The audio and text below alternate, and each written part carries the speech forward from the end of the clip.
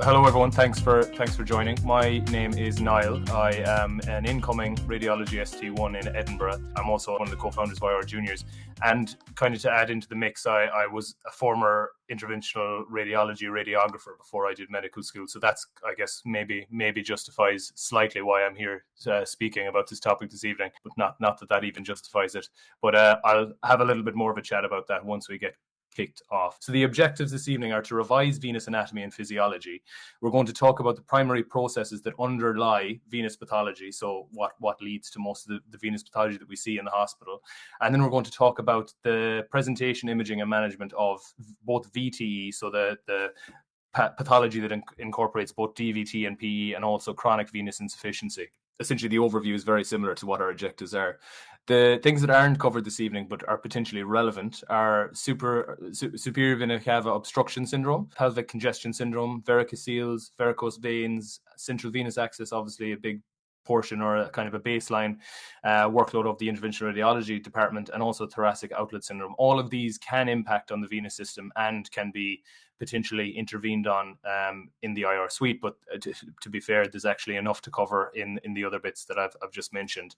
So I guess I have a perspective on this, having kind of gone through medical school recently and now being a foundation doctor, is that medical school obviously prepares you fairly well for management of the acute management of a PE and a DVT.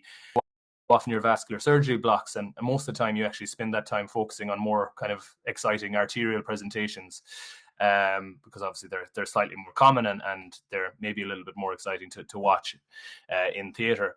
But the non-acute management of venous disease, particularly varicose veins and things like post-thrombotic syndrome, is a neglected topic in my mind. And I feel like, only for having gone back and had a bit of a chance to look back through this, I think it's difficult to know where these pathologies often lie in the kind of spectrum from acute DVT up to kind of a chronic venous insufficiency phase. So hopefully we'll kind of cover that this evening. So we're going to start with the basics, but maybe not the basics to this level. So hopefully we all know what a vein is. This is the venous system, and this is from radiologykey.com. You can see here that on the left-hand side, it looks at the superior venous system in the leg, which is largely made up of the great and lesser saphenous veins, or the great and small as it's highlighted here, essentially draining the superficial structures and then making their way into the deep structures of the deep veins of the leg. So the small saphenous obviously running up the posterior portion of the lower limb and then draining into the popliteal, and the greater saphenous making its way up to the saphenous femoral junction up at the groin there as well. On the right hand side, kind of a more in-depth look at the deeper veins then. So we've got from the lower limb working up, you've got your anterior tibial veins and your posterior tibial vein, and then your fibular vein, which isn't really highlighted on this one, which all come together then to make your popliteal vein, which is, as I said, one of the deep ones that the lesser saphenous drains into, making its way up into the thigh, at which point it's the femoral vein, and once it crosses the inguinal ligament, it then becomes the external iliac. So that's just some of the anatomy there, and this is also kind of a bit more of a graphical presentation of it. You can see that the elements that we didn't see in terms of the external iliac joining the common iliac and into the inferior vena cava, and one that we didn't mention there is the profunda femoris as well. So this one that obviously just before the saphenofemoral femoral junction, the profunda femoris drains in there, the more proximal part of the femoral vein. So venous physiology, essentially the role is of the venous system is to provide a low pressure track for the blood to get back to the heart from the tissues. The venous return relies on a few things, and a few of these are highlighted here. Obviously, as you may remember from your histology in medical school, it's often that the smooth muscle proportion in veins is quite small, but they do have a role in getting some venous blood back to the heart. But more importantly, the musculovenous pump. So the fact that obviously a lot of those deep veins are located inside the muscular compartments of the lower leg, allowing that kind of to promote blood return to the heart when people are kind of ambulating and walking, and also the respiratory pump, which is obviously related to the fact that when you take a deep breath in, your intrathoracic pressure decreases and your intra-abdominal pressure increases, and that also promotes some blood coming back into the right side of the heart. Other things that are mentioned in textbooks essentially are co-location with arteries, the fact that obviously they're often in a sheet together with an artery and the artery pulsating, and the fact that because of the valves, it can only go in one direction, it will go back towards the heart. and also the perforating veins that will kind of connect the superficial and deep systems. The way that they cross through the fascias actually, with muscle contraction, helps it all get back into the deep system.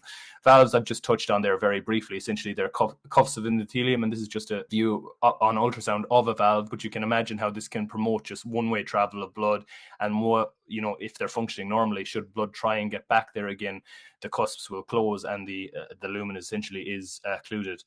And it reduces obviously any pressure because the valves keep those columns of blood separated so the pressure doesn't backfill. Again, this is in a working system.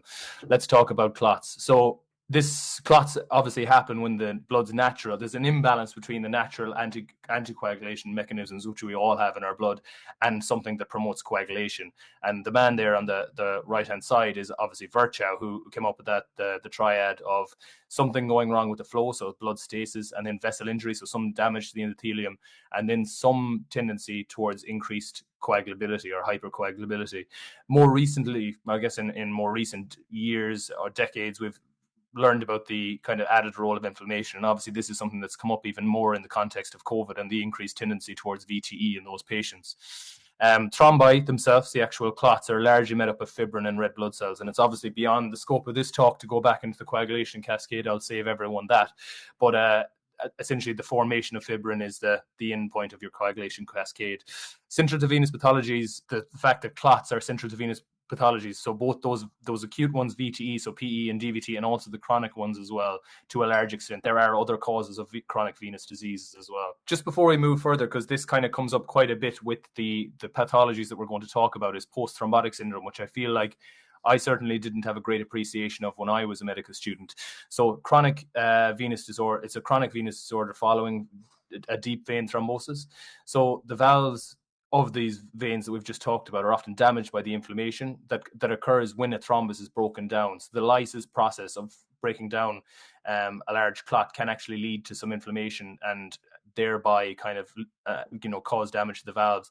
There also some of that thrombus may not lyse completely, so then you have some persistent thrombus actually preventing the valves closing and also leading to that kind of increased pressure because the columns essentially of blood are not separated as they were before. That causes increased pressure in the superficial system, in the deep system that feeds back into the superficial system and essentially leads to the issues that we've just talked about. So quality of life and socioeconomic impacts are a big thing that aren't really considered in terms of post-thrombotic syndrome. And it actually occurs in far more people than you would think. In terms of 20 to 50% is what they quote 1 to 2 years after deep vein thrombosis that patients can end up with this kind of syndrome. The Valalta score is the one that's used for diagnosis and severity scoring, and it's often used in the studies that have been done to try and figure out how much of an improvement in symptoms patients have after intervention. So you can see there on the right-hand side, the symptoms that the patient has will be graded between absent and severe, and they're things like the pain, cramps, heaviness, pruritus, that kind of stuff, so itchiness in the skin, and then obviously the clinical signs that we see: changes to pigmentation, any venous eczema, redness, induration of the skin. The other thing that's not mentioned there is this idea of venous claudication. So it's a really severe bursting pain that patients experience in their legs when they're exerting themselves. So it's intermittent claudication in the arterial system. Venous claudication is actually quite a notable problem and another indication for patients with chronic venous disease to have some intervention. So I just wanted to touch on that there now before we move on to the first part of the talk. So hopefully you're sticking with me. This is the curriculum from CERSI. So CERSI's medical student curriculum on venous pathology. So the first part is venous thromboembolic disease. So we're going to talk about the presentation. We've already talked a little bit about the physiology there, and obviously the presentations of both a DVT and a PE. Imaging findings, we'll have a chat through the duplex imaging that's often done, and then have a look at some cross-sectional imaging as well before we move on to the treatment options. Obviously anticoagulation is going to form a big part of that, but this is a talk from IR juniors and IR bites, so we're going to have a little bit of a chat around the IR options as well, and then the follow-up bits and pieces there, and we'll move on to those after. So deep vein thrombosis. So it's much more common to happen in the lower limb. It can happen in the upper limb, but there's usually some sort of a structural abnormality or an indwelling line that would cause the upper limb ones. And these kind of clots form. The coagulation cascade is triggered in these venous sinuses of the calves, often by cusp pockets and where there's any damage to the vessel. The thing to say is DVTs are very commonly asymptomatic. And they just, as I said, that balance between coagulation and anticoagulation, they usually just lie spontaneously. But there are some that won't lyse and can form and still stay asymptomatic. And the issue with these is they are actually quite dangerous, particularly if they extend and become quite big, because they're right there beside a bloodstream that's going straight to the right heart. So this is the importance, I guess, that we've all seen over the last few years of venous thromboembolism prophylaxis in the hospital, because it's these asymptomatic ones that maybe you wouldn't pick up on, your ward rounds in the morning that may actually cause clinically significant PEs. Classification can be done anatomically or else by provoked or unprovoked. Anatomically, usually proximal distal. There's actually a paper recently that said that this is quite confusing, and in fairness, it is. Proximal is anything from the popliteal vein up to the inferior vena cava, which kind of doesn't really fit that well, and then the more distal ones are just in the calf veins. What sometimes is more useful, particularly in the things we'll be talking about, is whether it's iliofemoral or femoral-popliteal thrombus. Another way of kind of looking at that is, your supra or infrainguinal ones, as your femoral vein obviously becomes your external iliac. With the provoked and unprovoked, obviously this has a major impact on anticoagulation duration after the event. And the thing to say is, obviously, if it is unprovoked or you feel it's unprovoked, then it may be important to actually investigate for triggers. So if you kind of may suspect any underlying malignancy or some sort of a thrombophilia type picture, then that would be the time to obviously look into those things if there's not a clear provoking factor otherwise. The clinical features, obviously, we'll all be aware of these, but your kind of unilateral leg swelling with tenderness at the back of the calf. The extremes of presentation in DVT are these two things that are talked about, but I don't think many people really remember what they are, but you have these phleglasma albadolens and phlegmasma cerulodolens. Essentially, one is a painful white leg and the other one is a painful blue leg. I think that's what it is anyway. Essentially, the cerulodolens one is when there's cyanosis of the lower limb, and that's caused by essentially a compartment syndrome of the lower leg, because the venous pressure and the pressure in the compartments is increased to such a point that there isn't actually any arterial inflow. The one before that, the step before that, is the painful white leg, is where obviously arterial flow is slightly reduced, in that there's kind of reduced perfusion and the leg looks a bit white, but it's not quite as advanced as that. This can lead to venous gangrene, obviously, and death of the tissue and necrosis. So the point, obviously, before it gets to the venous gangrene, still there is some chance of, if you intervene either surgically or potentially with IR, that there is some kind of leg to salvage here. The symptoms: calf pain, thigh pain, swelling, redness, but sometimes asymptomatic as well, as we mentioned. So DVT imaging, duplex scanning is the core part of imaging, and duplex being both B mode ultrasound and your Doppler ultrasound evaluation of the lower limb as well.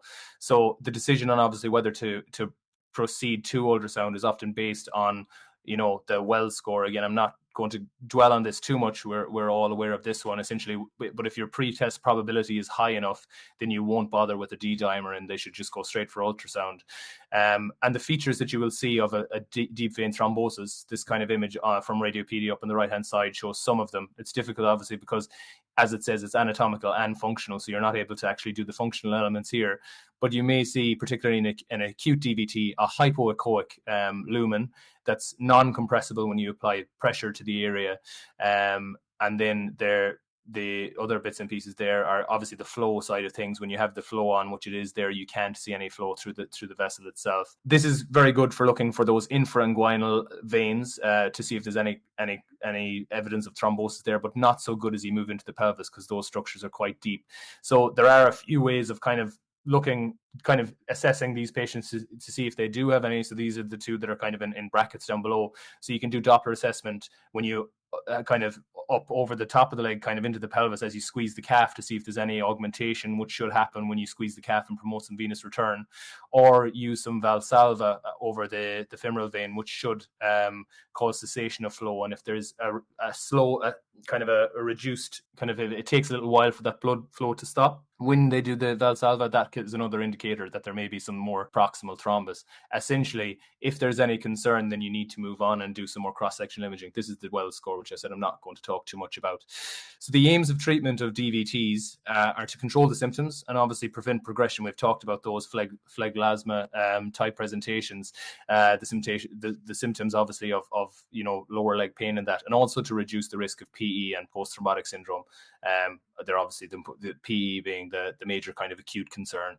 So anticoagulation, we've mentioned, is kind of the mainstay of treatment, and the duration, as we said, will depend on their classification. There are rarely other management that can be used, and it's more common when there's an extensive or proximal DVT, and that's where interventional radiology, surgical thrombectomy, and potentially IVC filters come in. IVC filters obviously not a treatment for DVT, but can help prevent progression. Just to dwell on that for a moment, essentially it's an IVC filter, in case anyone isn't aware. It's like an umbrella type device. You can kind of see a picture of it up here, metal type umbrella that essentially divides the inferior vena cava and stops any kind of large clots making their way from the deep venous system up to the heart. It won't stop all clots, but it should stop the ones that will cause, a massive or submassive PE. So why would you use this? You might use it if patient can't have anticoagulation, or they've had some sort of a side effect to anticoagulation, or they've had some VTE despite anticoagulation. NICE guidance from 2020 essentially says that these are to be used, but there should always be a strategy for their, or a strategy or a plan for their removal as well. There's been some controversy in recent years about these just being left in and then becoming pro-thrombotic themselves, obviously having a foreign body in the inferior vena cava. This image just down below here is just the placement of an IVC in a patient who had quite a large occlusion of the inferior vena cava, which was then treated, and then placement of an IVC. I'm going to give the references for this. Particularly this article is quite a good one and quite pictorial if you want to have a look at things after. So imaging otherwise, so we've said cross-sectional imaging. So CT venograms are important and can be useful for looking at those kind of superinguinal DVTs, as I said. And they can help in looking for any kind of external compression or masses that might be causing the issue in the first place. There is a potential, so the common one would be obviously peripheral vein in the arm, giving contrast administration, and then let it go through the arterial phase, and then kind of delayed scan for the venous phase. But there, at that stage, you're going to have some enhancement of the arterial system. You're going to have some enhancement of the venous system. The venous system may not enhance that well because it's likely going to be, occluded along the way. So it's not great. There are some ways of doing direct venograms, so you can actually cannulate the feet and do a venogram that way, particularly with multi-detector CT now. That's a possibility. MRV then has similar advantages in terms of looking at the pelvis and those vessels down there. And then the aging of thrombus is something that they talk about in literature as well. Obviously, that there can be sometimes difficulty picking apart if patients have an acute recurrence, so they've had a DVT that's completely resolved, and then there's another one, or else whether the thrombus that was there initially just never completely resolved. So the MRV can be helpful in kind of aging the thrombus a little bit. And conventional venography, so on table in the IR suite or in the hybrid lab, venography used to be the gold standard, but obviously it's quite an invasive imaging procedure to have done now just in the context of diagnosis. This is an MR venogram. In the abdomen, it's showing the left iliac vein just in front of the vertebral body there. You can see it's this kind of sign of what they call pancaking, essentially, with the right external iliac just on top of it and compressing there. This is a picture from one of the papers as well, which is included at the end, which essentially shows what's going on.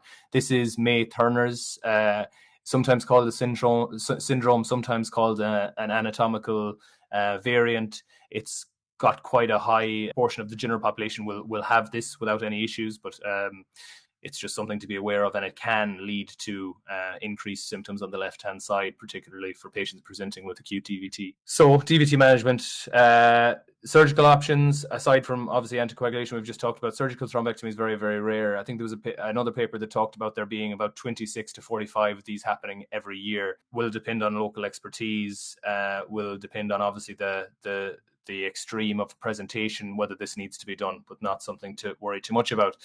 So why does IR get involved?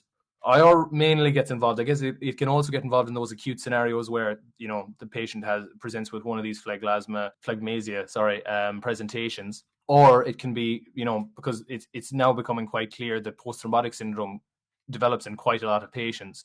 And if we can kind of get rid and clear that clot at an earlier stage, there may be less inflammation, less structural damage done to the venous system and the valvular injury, as we just talked about. So what are the options? Catheter-directed thrombolysis is one. Pharmacomechanical thrombolysis. So this is you're going to have a lytic agent, but also some sort of other catheter-based technology. Mechanical thrombectomy. So this is obviously, we will have heard about this a little bit more in stroke setting more recently. There is potential for mechanical thrombectomy, and actually it's becoming quite a growing area because it negates the need for that lytic agent potentially, and can be used in patients with contraindications for those. Venous angioplasty and stenting as well is also important. So who gets offered interventional radiology type treatment for DVT? So they need to be in a center where there's local expertise, or be transferred sometimes to a center with that expertise. An iliofemoral DVT, symptoms less than 14 days, that kind of still in the acute phase, and they need to have a low bleeding risk. But I've kind of talked about there being a potential for some procedures that may overcome that barrier. So again, sorry, these are wordy slides, but essentially catheter-directed thrombolysis, you get access through usually the ipsilateral vein, and you have a side hole catheter, which I'll show a picture of in a moment. Then you infuse recombinant TPA or similar, and it's usually mixed in with some heparin and saline, and that's infused over a period of hours. They then often leave the IR suite and go to an observation bed, like a HDU bed. They're observed for all of the potential complications such as bleeding. So they will then come back, usually at 12 to 24 hours later, and then have another venogram done to see what difference has been made. So obviously venogram before the catheters are put in, or when the catheter is initially put in, then the lysis is started, and then kind of another venogram then again to see what's changed. And then they can either go back to observation for more of an infusion or some further intervention, or essentially just take out the catheters and kind of monitor them from there. Pharmacomechanical thrombolysis. So this is where you have the lytic infusion and those devices, as I said, and there's multiple mechanisms used. The advantage of this when it came on stream, first of all, was the potential to actually get these procedures done in a single session, so patients didn't have to keep coming back and forth to the lab. Well, I think I'm going to go to the next stage here. So the CTT catheter. So this is an image of the catheter, essentially showing all the side holes and where the TPA would be infused into the clot and kind of like immerse itself in the clot and hopefully try and break down the thrombus. The angiojet here is one of the PMTs, the pharmacomechanical thrombolysis type devices. So it's a dual lumen catheter which has these kind of streams of water coming out, and these jets essentially cause a vacuum-like effect. And when it's the lytic agent is mixing with the clot, but then it's sucked into the catheter, and there's an element of thrombectomy there, or at least removal of the kind of lysing clot. The other ones we just mentioned, these are just briefly mechanical thrombectomy. So these are kind of increasing in their use in the venous system, but they could potentially eliminate the need for the lytic agent, so could potentially be a good one for those patients who have any contraindications to anticoagulation. Venous stenting, there's a great paper from Breen 2020, which is also referenced at the end, which talks about the use of venous stents both in the acute setting and the chronic setting. So we'll pop back to this again in a few minutes. There are a lot of unanswered questions, both with mechanical thrombectomy and venous stenting. That's not to say that they're not happening and there's not trials going on, but I don't really, I want to kind of give an overview of what's available and what's happening, and then hopefully trigger a bit more reading or even just a bit more understanding when you attend your next interventional radiology meeting. So in the acute setting, if a patient has one of those kind of proximal DVTs and they're at a high risk for PTS, they can essentially then have anticoagulation, some catheter-directed thrombolysis, and then have a stent afterwards. So that kind of, particularly if there's any evidence that after the thrombolysis has happened that there's kind of a persistent stenosis of the vessel or some sort of an anatomical deformity that may have caused it in the first place, that's when a stent might be useful. This is a DVT case, so I'm afraid I haven't obviously been in an interventional radiology department myself. I'm out in GP at the moment more recently, so I've taken some cases from Twitter. Obviously, they're freely available to everyone, so I can't really see any issue with using them. But I will say, I guess, that it's a useful place to look if you are trying to find out more about new procedures and that, or innovative things that are happening, because there's a lot of these things posted and give you a good idea. So we've got a patient here with phlegmasia. I'll learn to pronounce that properly before the end of this session. And then before and after pictures, essentially. So you can see the imaging on the way down here, where you've got a completely occluded external iliac, very likely. Yeah. And then again, after so it's a clot retriever that was used here, and then all the clot that's been taken out. So quite remarkable results here. And whether there was a stent put in after that, you'd imagine they would have said there was. So the lay of the land for acute DVD-IR, I'm not qualified to really talk about this, but what I will say is that there was a trial called Attract in 2017, which was kind of built up to be the big trial that was going to show that IR was going to be the thing for these kind of proximal DVTs. Unfortunately, it didn't show that, or it didn't show it in a very clear fashion. It showed that there wasn't really a reduction in PTS overall, but it did reduce the severity of PDS, and there was an increased bleeding risk in the intervention arm. So obviously patients had a more tendency to bleed if they had an IR procedure. The issues being that they kind of didn't split up the iliofemoral and femoropopliteal DVTs. I think there was issues with recruitment, so they ended up bringing in the femoropopliteal ones, which it's been known for quite a long time that they would likely not benefit, or the risk benefit wouldn't be in favor of treating those patients.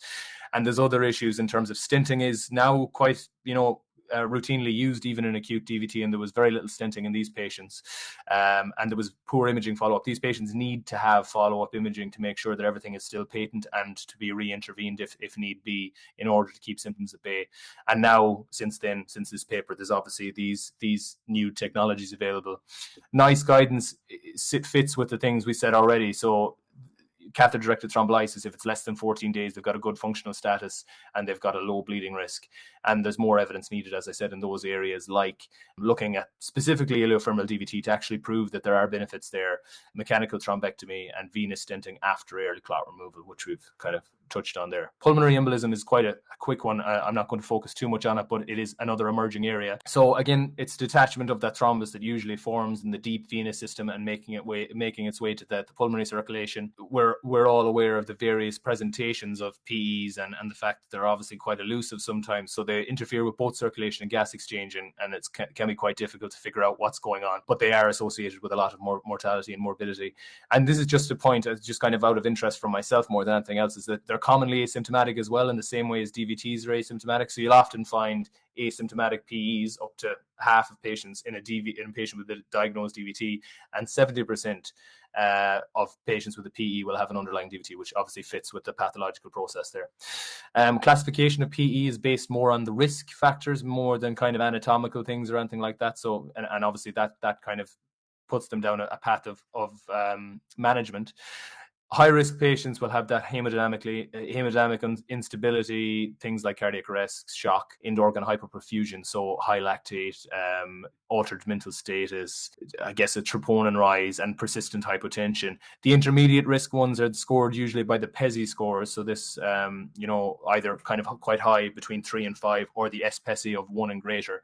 I'm going to show this in a second. Again, it's not in the context of the talk really to go too deeply into it, but it is important to look at the intermediate ones, because they are kind of stratified between intermediate high and intermediate low, and it's actually kind of differentiating between those might be quite important in determining which patients might benefit from interventional radiology. The low risk ones have an S-PESI of 0. These patients can often, they're so asymptomatic, can be managed often in an ambulatory setting with oral anticoagulation. This is just the PESI and S-PESI scores and how they're calculated. So clinical features, as I said, they can be quite elusive, so you need a high degree of suspicion, particularly if a patient has like difficulty breathing or kind of a rapid respirate or any pleuritic chest pain. The symptoms will depend on how big the clot is, or the embolus is that's made its way to the lungs, obviously. And if it's large and central, then they may get cardiovascular collapse. Imaging wise, again, we're aware the chest x-rays are very non-specific, but they can help rule out other causes. Specific PE findings are very rare, like those wedge infarcts and stuff that we learned about back in the day. CTPA is the imaging modality of choice, really, and it shows those filling defects in the pulmonary artery vessels, and also it can show that kind of right ventricular strain, which indicates there's that back pressure from the pulmonary arteries to the right side of the heart. Also useful to have a look at the other structures in the chest. VQ scanning, useful where CTPA is contraindicated. Again, the risk balance between those is changing. A lot more people, particularly, I guess it's useful if there's contrast allergy or renal failure, but if it's a clinically significant enough one, they'll often have the CTPA. The management, relates to the stratification, risk stratification, as I've talked about. So anticoagulation in a similar means to DVT, these patients should be anticoagulated at the first, instinct that they may have a PE, or there's a chance that might be underlying here. Systemic thrombolysis is usually for those patients at the high risk ones who are kind of either having cardiovascular collapse or at risk of that. Embolectomy, another surgical procedure which is rare but can happen. I haven't seen it myself. And then IR is more thrombolysis, thrombectomy type picture again. So similar-ish to what we talked about in DVT. And IVC filters we've already mentioned, but that's not going to help the PE that's there. It's maybe going to prevent further ones. Anticoagulation, as I've talked about, now the low risk ones can be managed in ambulatory care and have their CTPA almost as an outpatient. Systemic thrombolysis, I pretty much have covered this already.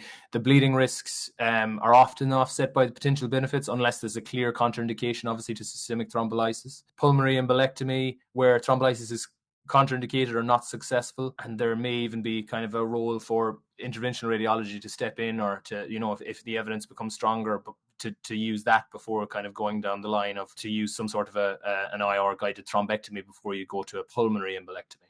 PE management 3, so this is the IR again one. So sorry, yeah. So this is the different types of things that are used at the moment. Again, this is all quite a new area. A lot of research ongoing at the moment.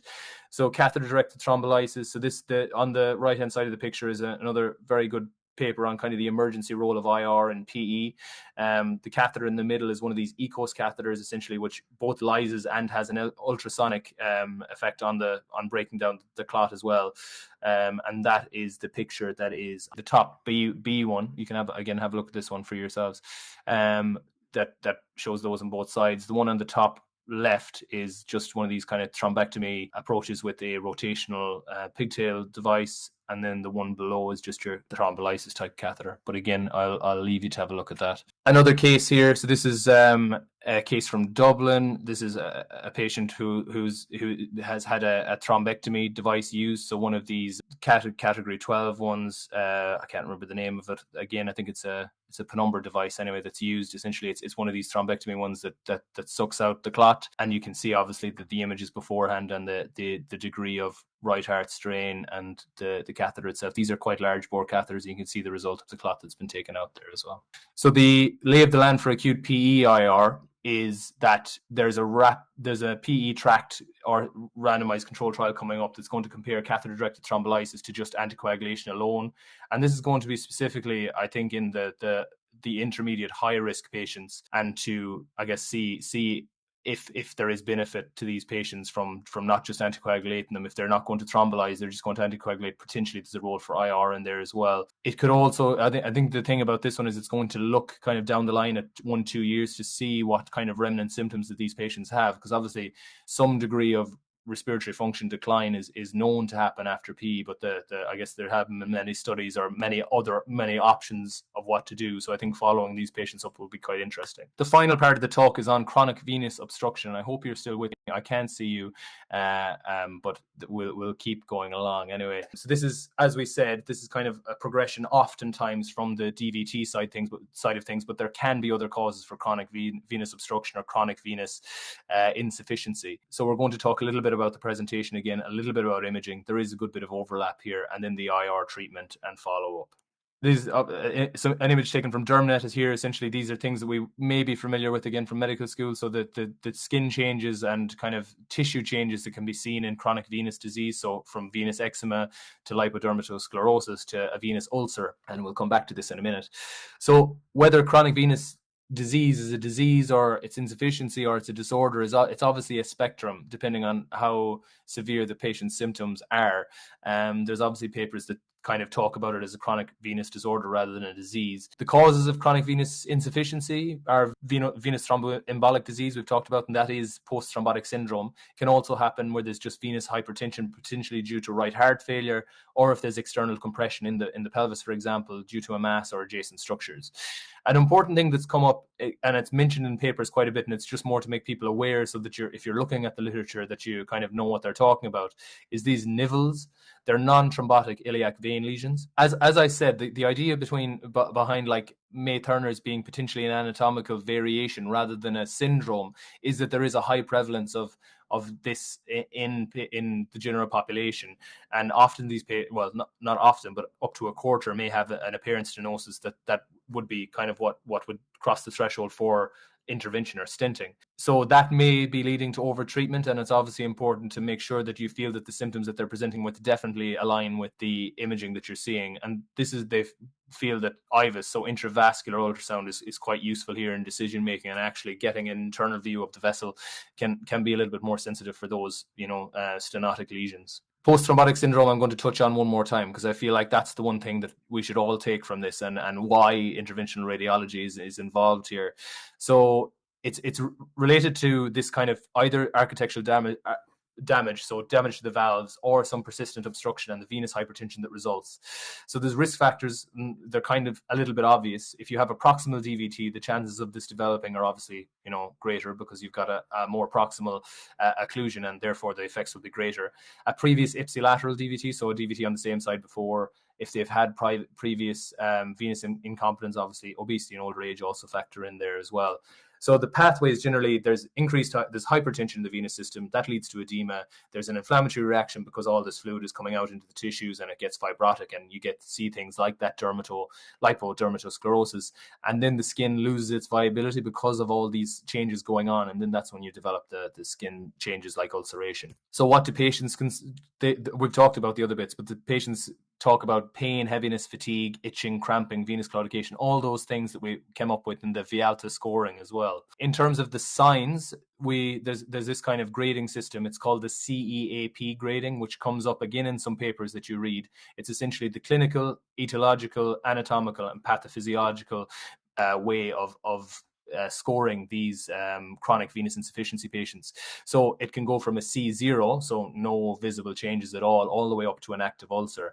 And it's mainly these patients in the last few sections here that are the ones that who could potentially benefit from interventional radiology. Chronic venous disorders, duplex ultrasound again, and then some sort of cross-sectional imaging. This is just another radiopedia image taken from here, and it just shows the popliteal vein, which is thrombosed. If you believe me, maybe have a look back through the video again, this thrombus looks more echogenic than the one before. Obviously, it's non-compressible. We can't say that for sure because we're not actually holding the probe, but we're told that it is. And the flow is very poor around the thrombus as well. So this is quite a well-established thrombus in the popliteal vein. Then next, I guess venography and IVUS we've talked about. They're useful if there's kind of going to be intervention happening. And just to show you some images of intravascular ultrasound, there's some down here on the left-hand side. So this is essentially, you get a circumferential view from inside the vein, so that you can imagine how that's very useful, particularly in comparison to venography, when you're either just getting an AP view from the front and then some obliques, whereas you actually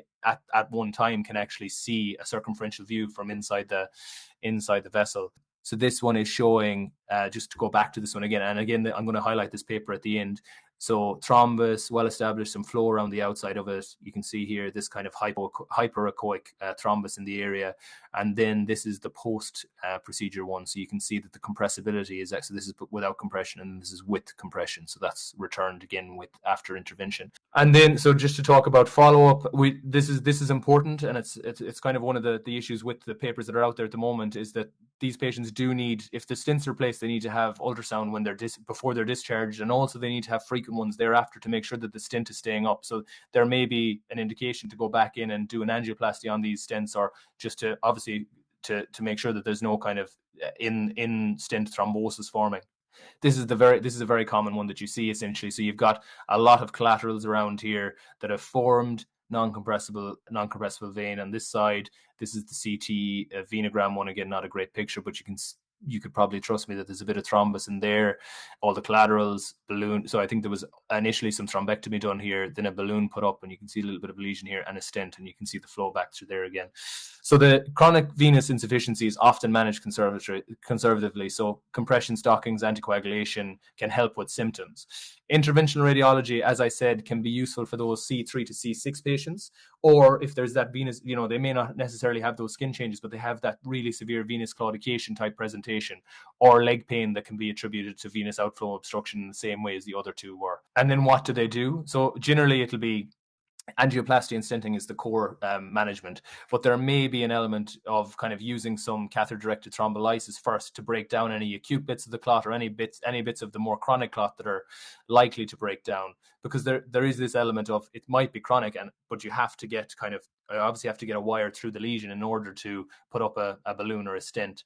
So anything that can kind of help from that point of view in terms of using some thrombolysis. I haven't seen any kind of pharmacomechanical thrombolysis or mechanical thrombectomy using chronic, but that's not to say it doesn't happen. So, keep an eye out for that. And this is another case again. So this is from obviously the British Society of Interventional Radiology's page. So this was again very similar to the one we saw. So a lot of collaterals in A. Then we have the IVUS picture here as well, which shows a very classic Thurner type lesion. So you've got this pancake and completely flattening of the left iliac vein and the right iliac artery overlying it.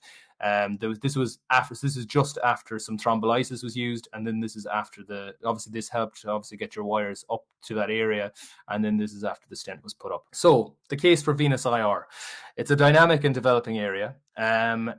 There is a need for more research. I put a question mark beside this because obviously I find it a little bit interesting, but it is interesting anatomy and pathophysiology that maybe isn't focused on so much in medical school. The work is very rewarding because you often kind of build rapport with your patients, and there's a high level of clinical involvement and following these patients up, obviously with imaging and that. And obviously it's great because it's such a multidisciplinary team involved in terms of vascular surgeons and hematologists and oncologists, and obviously your internal medical team as well. So hopefully kind of from this overview, and I hope I didn't come across as if I'm speaking from any place of authority, but I just kind of wanted to give people an overview of what the topic involves, and hopefully you'll kind of find some more bits at national conferences and that about venous IR that you might find interesting. So we've talked about venous thromboembolic disease and chronic venous obstruction, and essentially we have covered everything that the CERSI medical student curriculum wants you to cover. This is one of the interventional initiatives from the US, just about how treating DVT through a pinhole, and they make a lot of really kind of really nice pictorial presentations for patients about information on the disease and that as well. So to keep an eye out for those, or even good for medical students to get that initial introduction to what it's about. Twitter, I've used a few cases from Twitter. BSIR and IR juniors obviously are great. There's particular people, and you'll find your own as you kind of get into the Twitter space. These are three in particular if you want to have a look at, who do a lot of venous work. So they're often kind of posting cases and talking about up and coming research as well, so that they're good people to follow if you've found any of this interesting. There was quite a few references, but so there's a few papers. These are the papers that I'd recommend having a look at, particularly the European Society of Vascular Surgery. They've got two papers, one on chronic and one on venous thrombosis more generally. And they have really, obviously they're like 40 or 50 pages long, so don't freak out when you open them. But there are really nice sections on just the background kind of anatomy and pathophysiology that a lot of what I've talked about is based on. The IR role in PE, so that paper I'm talking, the Bremer paper, have a look at that one as well. That's available free access. This paper by Dr. Breen and Guys and Thomas is about venous stenting, and an overview. So this is like a consensus statement from all the UK vascular surgeons and IRs about how to manage acute and chronic iliofemoral venous outflow obstruction. So again, if you found any of that interesting, have a look. And the last one is that kind of pictorial review with some really nice pictures there as well by Hindi, which was in the Journal of Clinical Imaging Science. That is me, I think. So I will leave it there